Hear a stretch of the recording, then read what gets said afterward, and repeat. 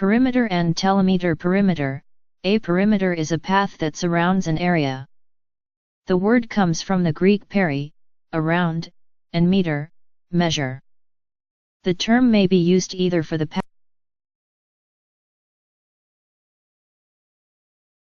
The term may be used either for the path or its length. It can be thought of as the length of the outline of a shape. The perimeter of a circular area is called circumference. Telemeter.